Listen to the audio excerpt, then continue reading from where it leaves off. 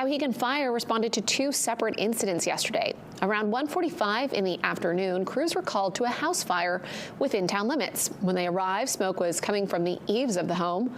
Smoke had filled the basement and 2 floors. Investigators determined the fire was caused by a malfunctioning furnace. Shortly after clearing that scene, crews were dispatched to a second reported building fire on Waterville Road.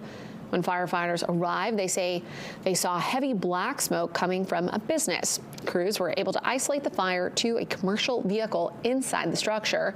No injuries were reported in either fire.